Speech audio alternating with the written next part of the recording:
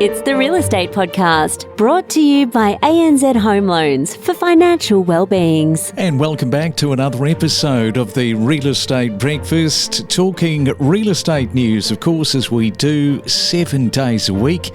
Where has the week gone? Where's the weekend going, for that matter?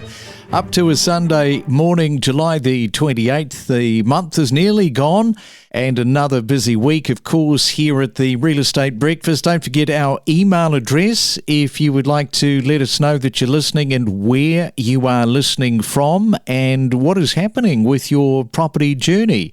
Our email address is myrealestatepodcast@gmail.com. We love to get your emails.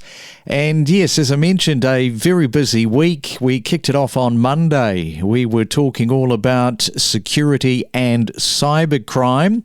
Toowoomba, that made an appearance on Tuesday. We also talked about Cloncurry. Come in, Cloncurry. $211,000 as the median house price. Very surprising with the conversation here, because you get a reasonable 3-bedroom house, and that was very surprising. And we also caught up on Friday with Jeremy, the landlord, about some investors having to sell up, and it is not an easy time right now being a landlord. Great week for Camilla Harris. Wow, a big week for her. Trump has had a week from hell, and it looks like some of these polls are really breaking at the moment Democrats' way. And yes, Donald Trump is back into the name calling. So that is all coming up in just a moment as we reflect back over the last 7 days. We are more than just a real estate podcast. Follow each week all of the main talking points and know your property. Is Australia seen as a bit of a soft country for scammers? Absolutely it is. So we're in almost daily contact with informants within the scam industry, mostly Eastern European call centres and the like. And they tell us that Australians are one of the major countries that are targeted for this type of crime. So other countries include Canada. But when it comes to German and American victims, they're often told by their hierarchy that we're not to touch these guys because their police forces will come after us. But they know that the Australian authorities won't go after them. So that's why Australia is seen as an easy target. And they're also telling us that they're increasing the number of staff that are dedicated to targeting Australians, whilst reducing the number of German targeted victims and also US. Well, that's not good news. That's not something we want to hear, because it means that there is a lack of proactivity, I guess, as far as the cyber crime is concerned. Is it just down to the dollars and cents and not enough resourcing? What's your feeling about that for Australia? There is a combination. So in terms of policing, there is a real lack of interest within state police. And that needs to be spelt out more so, because when we're talking the federal government, the AFP and the National Anti-Scam Centre, they're quite proactive. They have large budgets and they actually want to do something. But what they don't have is the support and coordination from the state police. So we hear all the time from our victims where they go into their local police station to report their case and they get turned away at the counter. Sometimes officers will say, we're not even going to bother taking a report from you because these guys are overseas. It's outside our jurisdiction. The police aren't even doing basic level investigation to confirm that the offenders are overseas. They're just having this blanket response, not going to deal with it. And that, in terms of community expectations, that's completely out of line with community expectations, and something seriously needs to happen within state police to more effectively deal with this, so that they can then refer their cases to AFP and NASC, and they can take further action with their international partners. But basically speaking, the system in Australia is broken. Wow. Well, I'm just sitting here listening and thinking if there's somebody with political aspirations, that could be the platform to run on, is to increase and deal with the cybercrime across Australia. That would have widespread consumer support, one would think, at the ballot box. Absolutely. And I've been driving this conversation for quite some time. And media is usually a little bit hesitant to take on the police, especially because their media works very closely with the police media branch as well. They're a little bit cautious there, but the reality doesn't change, is that like I mentioned, the system is broken and something needs to be done. And I see that the only way that that's going to realistically happen is through politics, pushing that agenda through. Okay, well, perhaps you could just explain the actual phishing email in itself in terms of how that all sort of works and operates.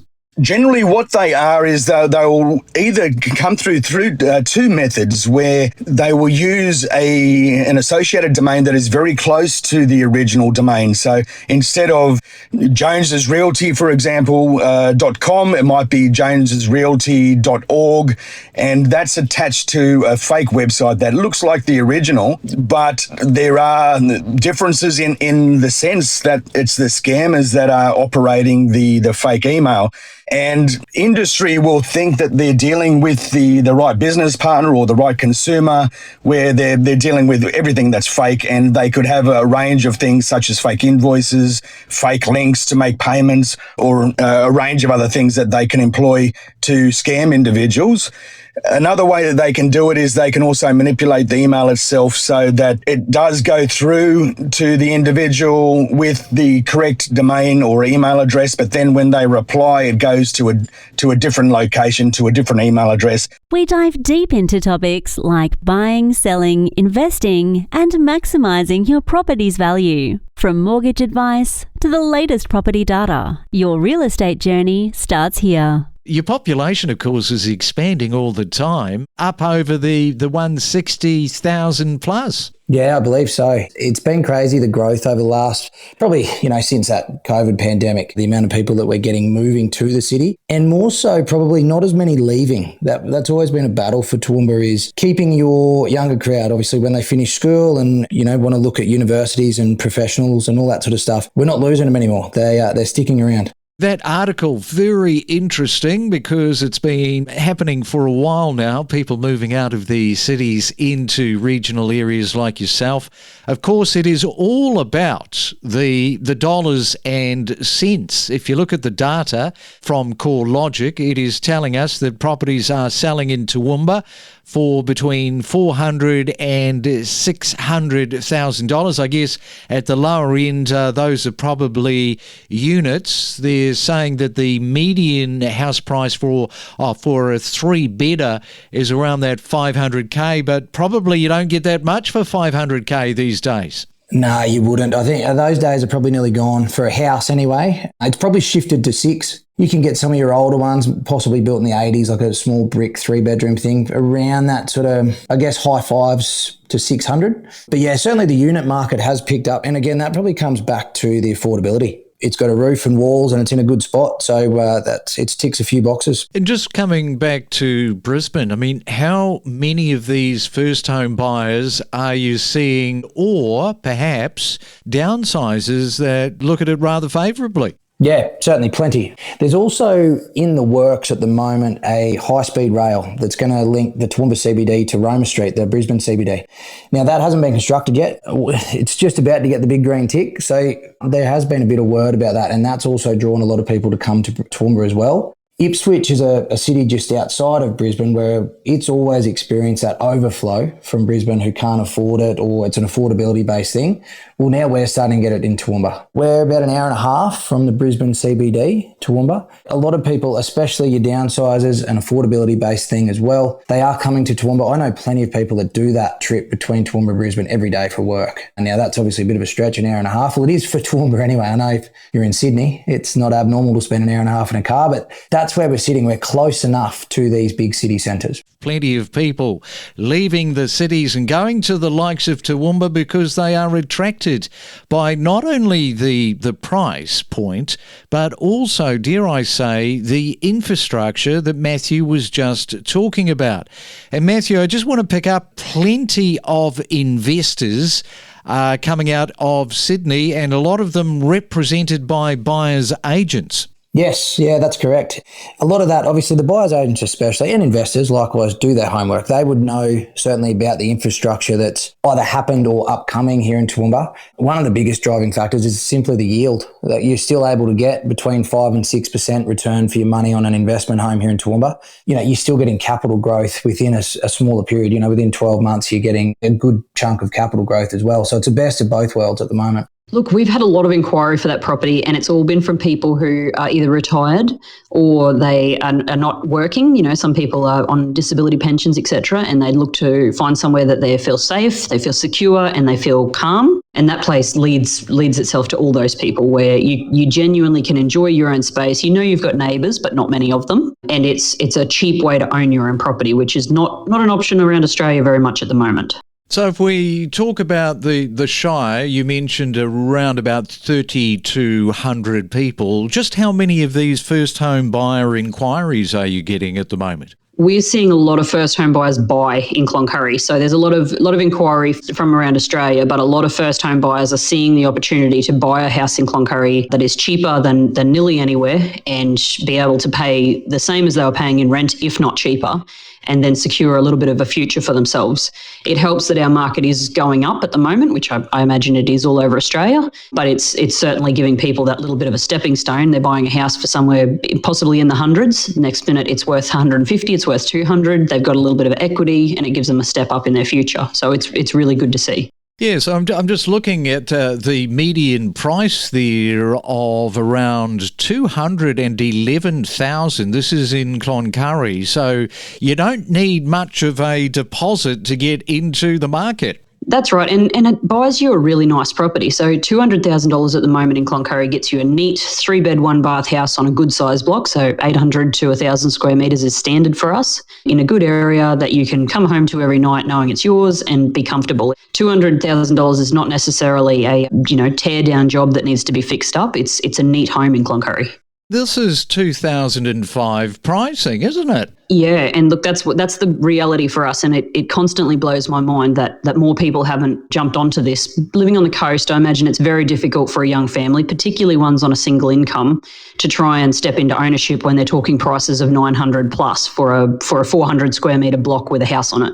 In Cloncurry, you can make just as good an income from the mining industry and agricultural industry and train industry that we offer, but you can own a house for very, very, like a whole lot less than you could anywhere else in Australia. And if somebody does buy, how would they add value to their property in your region? Look, that's a big thing that we don't necessarily see people doing, and I think that's where buyers have made a really good move. So when you buy a property in Cloncurry, if it's on the older side, which we have a number of older properties, when those buyers buy them and they add that little bit of value, so they give them a paint job, they add a new kitchen, they do stuff that they can do at a reasonable budget, but it gives the property a really nice tidy up. The other thing is yard maintenance. We see a little bit of a lack of that, given that we've got a very heavy worker style tenant here, so they're working 12 hours a day coming home to bed. So if a buyer buys a property, gives it a quick tidy up and does a really nice yard renovation, they tend to add value and they tend to turn their property over really nicely and make a nice profit.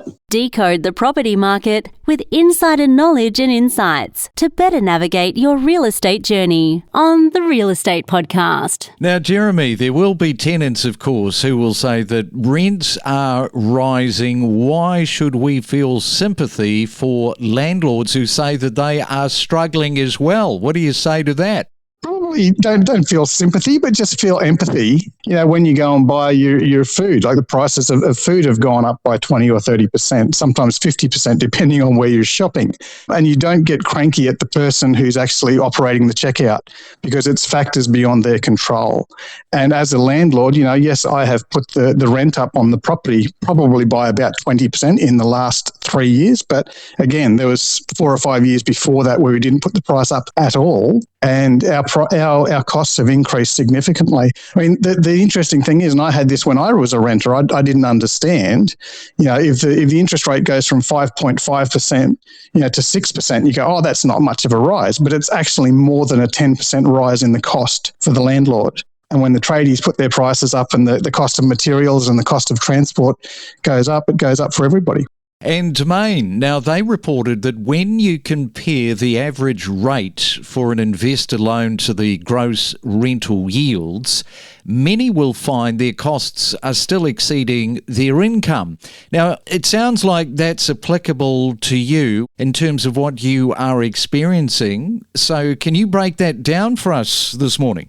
Yeah. So you might be paying 6% interest on the mortgage, but then you've got your on costs. Obviously, you've got your insurances and you've got council rates and you've got other things in there, repairs and maintenance. And the rental income might be coming in at sort of, 4%, 4.5%.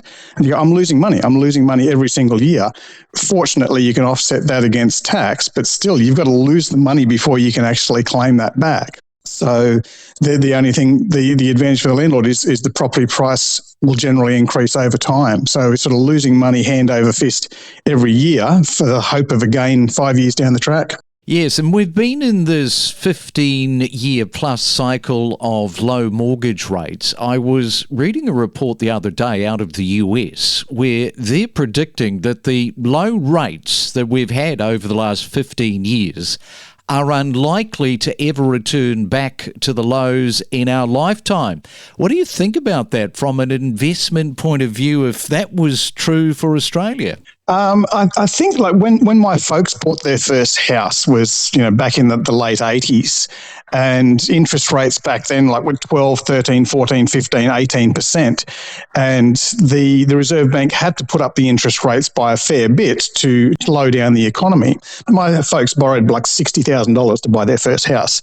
So you had to put up the interest rate a lot in order to get the payments to go up in order to stop people from buying property and slow the economy down. But now when you're looking at properties that are costing 10 times that, you only have to put up the interest rate by 0.25% to have the same impact that putting up the interest rates by 2 or 3% did, back 30, 40 years ago. I think, moving the interest rates from 5.5 to 5.75 to 6% to 6.5, that's going to crush the economy just as much as having the interest rates of 12 and 13% did back in the day. And of course, going forward, the house prices will increase. There'll be just little tiny adjustments that they have to make, 0.25% here. And it doesn't sound like much, but 0.25% on $1 million mortgage is a lot. For sure. And in terms of other investors that deciding to sell off maybe part of their portfolio, do you know people that have sort of just hit that wall where they go, no, can't go any further, I've got to liquidate? Yeah, I do. I mean, I've got a friend of mine who went nuts during the property market boom and leveraged against the other, and he ended up with more than 20 properties. A lot of them were in sort of outback towns, smaller prices, which have obviously been feeling the pinch a lot more than the CBDs. So he's having to let some go, and other people are feeling the pinch. I think the report said the other day there's over a million Australian households who are in mortgage stress. So they may be late on one payment. They may have skipped one payment because of the cost of the mortgages have gone up, and they're having to reevaluate. Do we sell or do we actually cut back our lifestyle? Do we sell the extra car so we can actually pay the mortgage for this month? We connect you to the best real estate information across Australia. The Real Estate Podcast.